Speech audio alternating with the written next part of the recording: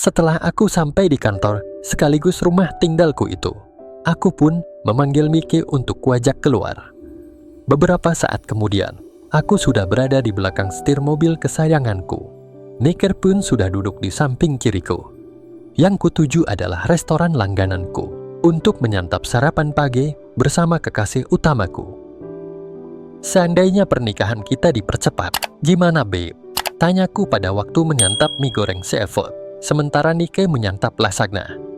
Kalau abang menganggap hal itu jalan yang terbaik, aku setuju aja, sahut Nike dengan senyuman manisnya yang senantiasa membuat hatiku sejuk. 2 bulan lagi kantor baru kita selesai pembangunannya. Aku ingin agar pernikahan kita dilaksanakan sebelum pembukaan kantor baru itu. Karena kamu akan kuangkat sebagai dirut, sementara aku akan menjadi komisaris utamanya, ucapku. Wow, aku mau dijadikan dirut, ucap Nikel dengan sorot ceria. Iya, kalau sudah jadi istriku, masa mau jadi sekretaris terus? Lagian belakangan ini, kamu sudah sering mempelajari buku manajemen kan? Tanyaku. Sering, malah isinya sudah nelotok di dalam otakku, sahutnya. Aku percaya dalam soal itu sih. Lagian aku juga tahu bahwa mayoritas orang seperti kamu itu bisa bekerja secara profesional dalam bidangnya masing-masing, ucapku. Selesai sarapan, aku luncurkan mobilku ke arah kompleks perumahan yang paling elit di kotaku. Tepatnya sekitar 25 km di luar kotaku.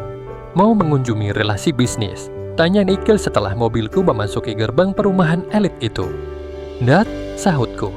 "Aku mau membelikanmu rumah baru yang layak untuk ditempati oleh seorang dirut sekaligus istri tercintaku," ucapku. "Wow, rumah-rumah di sini miliaran harganya, Hani," ucapnya. "Nggak apa-apa, kebetulan bisnisku di Surabaya sukses. Karena itu, kamu harus punya rumah sendiri. Bahkan sebagai seorang dirut, kamu juga harus punya mobil," ucapku. "Apakah itu tidak berlebihan, Hani?" tanyanya. "Tidak berlebihan, karena aku menyesuaikan dengan statusmu kelak. Lagian kebetulan rezekinya ada." Kemudian kami mendatangi kantor manajemen perumahan itu. Kebetulan banyak rumah baru yang siap huni. Kusuruh Mika memilih sendiri rumah mana yang disukainya.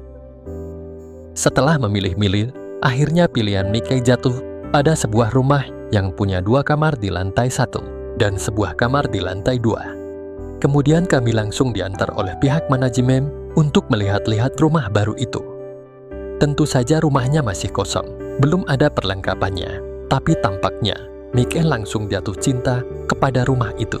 Karena di samping rumah itu ada sebuah taman untuk bermain anak-anak. Kalau sudah punya anak nanti, tak usah main jauh-jauh. Diasuh di taman itu aja, kata Mike. "Iya," sahutku mengangguk sambil tersenyum. "Besok furnitur dan perabotan lainnya kita beli," ucapku. "Oh iya, kantor baru itu kan jauh dari sini?" tanya Nikel. "Iya, dari gerbang perumahan ini hanya 200 meteran jaraknya. Jadi letak rumah ini sangat strategis kan?" ucapku. "Ya, tapi mama pasti sedih ditinggal sendirian di rumah kelak," sahut Mike. "Ajak aja mamamu pindah ke sini, kan kamarnya ada 3 tuh. Kalau kurang, bangun lagi kamar baru di tanah yang masih kosong di belakang itu. Jadi mamamu bisa tinggal di sini. Diko juga kalau pas lagi datang bisa nginep di sini," kataku. "Mama boleh diajak pindah ke sini?" tanya Nikel. "Tentu aja boleh. Kan kamu juga harus punya teman di sini. Karena aku takkan bisa setiap malam tidur di sini," ucapku. Iya, aku mengerti soal itu, Sin. Abang kan pasti sibuk sekali," sahut Nikel. Aku tidak menanggapinya karena aku teringat Tante Estelle, mamanya Mikkel itu. Sejauh ini aku dan Tante Estelle masih bisa menutupi hubungan rahasiaku dengan Tante Estelle. Padahal paling telat seminggu sekali, aku suka mendatangi rumahnya, sementara Nike sedang berada di kantor. Bukan cuma menemaninya ke puncak nan penuh fata morgana, mamanya Nike itu, tapi juga diam-diam aku sering memberinya uang untuk kebutuhan sehari-harinya. Setelah membayar detir rumah itu di kantor manajemen dan berjanji untuk melunasinya besok di depan notaris yang biasa dipakai oleh manajemen perumahan itu, aku mengantarkan Nike ke kantor lagi. Kemudian aku mengarahkan mobilku menuju rumah papaku. Selama aku di Surabaya, aku teringat terus pada Mami dan anakku yang sudah diberi nama oleh papaku itu. Adalani namanya, gabungan antara nama papa dengan mami, Adriel dan Melanie. Papaku sempat nelpon aku, apakah aku setuju dengan nama yang akan diberikan kepada adikku, yang sebenarnya anakku itu. Aku pun spontan menyetujuinya, karena secara hitam di atas putih, bayi itu anak papa dan mami. Tapi sebenarnya, Adelani itu anak pertamaku. Setibanya di rumah papa, ku keluarkan sebotol parfum impor dan setangkai bunga mawar merah dari laci dashboard mobilku. Kulihat tidak ada mobil papa di garasi, karena saat itu jam kerja. Kemudian aku berjalan mengendap-endap menuju kamar Mami. Kebetulan pintunya sedikit terbuka, sehingga aku bisa masuk ke dalam kamar Mami. Mami terbelalak melihatku sudah berdiri di dalam kamarnya, sambil menyembunyikan parfum dan bunga mawar merah di punggungku. "Denis sayang, kemana aja selama ini?" tanya Mami. "Kan di Surabaya, Man," sahutku. "Oh iya, Papa bilang kamu sedang ngurus penjualan kapal-kapal tanker itu ya," ucap Mami. "Betul, Mam. Baru tadi malam pulang," sahutku sambil menyerahkan parfum dan setangkai bunga mawar itu kepada Mami sambil berlutut di dekatnya. "Hem, you are so sweet and romantic," ucap Mami menerima pemberianku dengan senyum manisnya. Ketika Mami menyium bunga mawar itu, aku pun bertanya setengah berbisik, "Sekarang sudah boleh ditengok, Mam?" tanyaku. "Belum sayang, secara tradisional harus 40 hari, baru boleh ditengokin. Sekarang sebulan juga masih kurang 4 hari. Jadi, 2 minggu lagi deh, Mami kasih gumurihnya sama kamu," ucap Mami. "Gumuril? Apa itu gumuril?" tanyaku. "Kan setelah 40 hari, rasanya enak sekali," katanya. "Bahkan ada yang bilang lebih enak dari seorang GDS. Itulah yang disebut gumuril," ucap Mami. "Oh iya, kalau gitu biarin deh. Aku mau bersabar selama 2 minggu. Aku juga ingin merasakan seperti apa enaknya itu," ucapku. "Dia, nanti kamu akan mendapat prioritas pertama sebelum dikasihkan sama papa. Kamu dulu yang akan mendapatkannya," ucap Mami. Sebenarnya aku merasa kecewa juga, karena tidak bisa mendapatkan kejutan dari Mami ketika itu. Hal itu membuatku jadi gregetan. Maka ketika Mami sedang sibuk menidurkan si buah hatinya, aku keluar dari kamarnya dan menghampiri adik Mamir yang bernama Ana itu. Lalu ku bisikkan sesuatu di dekat telinganya, tapi apa jawabannya? "Aku lagi kedatangan tamu bulanan sayang, mungkin seminggu lagi baru bisa," ucapnya. Akhirnya aku pulang lagi ke kantorku, karena saat itu baru jam 12 siang, masih jam kerjaan. Tapi di kantor sedang sepi, karena jam makan siang. Karyawan dan karyawatiku memang diizinkan untuk makan di luar selama sejam. Tadinya Mbak Mindy yang mengurus makanan mereka, tapi belakangan ini Mbak Mindy lebih sering tinggal di rumahnya dan tidak mengurusi makanan karyawanku lagi, sehingga karyawanku diizinkan untuk makan di luar sambil istirahat selama sejam.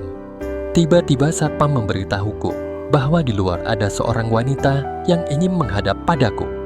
Meski kantor sedang istirahat, ku izinkan tamu itu masuk ke ruang kerjaku.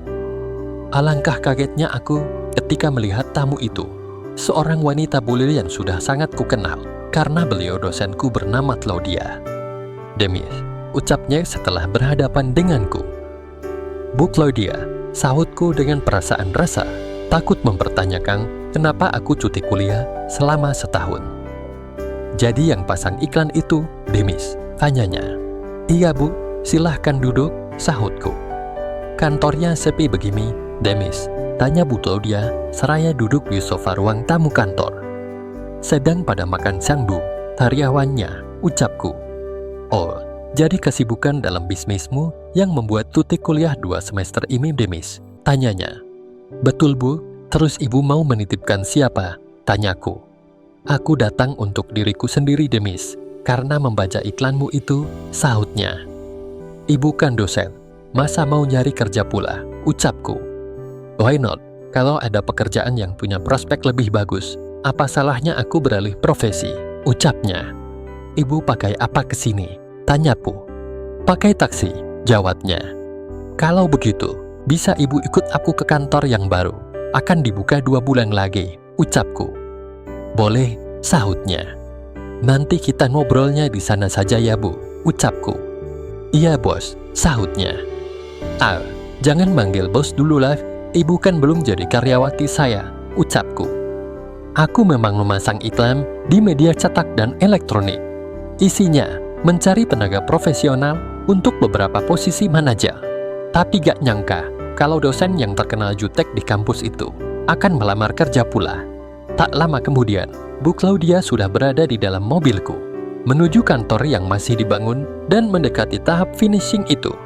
Kantor yang sedang dibangun itu terletak di luar kota, dekat perumahan, di mana aku sudah membelikan rumah untuk nikel itu.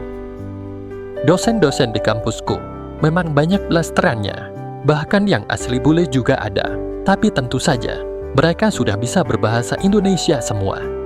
Bu Claudia memang cantik, tapi sayang, sikapnya di kampus selalu jutek, sehingga aku kurang menyukainya. Tapi kalau dia menjadi anak buahku kelak, pasti lain lagi masalahnya.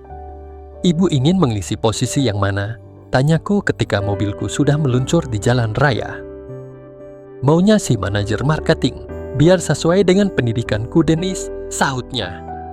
Meski Bu Claudia itu dosenku, tetap ku pertimbangkan keinginannya secara profesional, terutama setelah aku tahu sikap sehari-harinya yang jutek itu.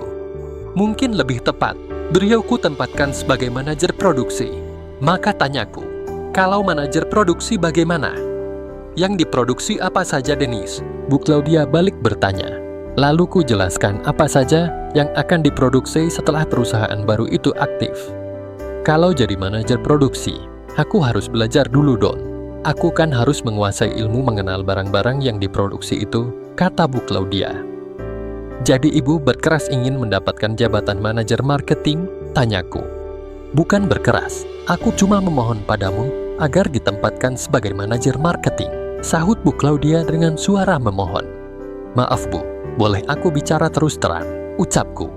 "Tentu saja, sebaiknya kita sama-sama berterus terang, Denis," sahut Bu Claudia sambil memegang lutut kiriku. Nah, ini pertama kalinya dosen jutek itu menyentuhku. Aku sontak kaget, tapi aku berusaha tetap bersikap profesional. Apakah yang akan kemudian terjadi di antara mereka? Tentu saja ini membuat kita semua penasaran. Ditambah lagi Denis yang sedari tadi pagi sudah menahan gejolak rasa yang sudah terbatalkan karena mamihnya belum siap. Dan ketika dia mengajak adik mamihnya yang bernama Anna itu, ternyata Anna pun sedang kedatangan tamu bulanannya. Apakah Denis akan itu terhadap bu dosennya itu ya? Kita simak di episode selanjutnya. Terima kasih. Bersambung.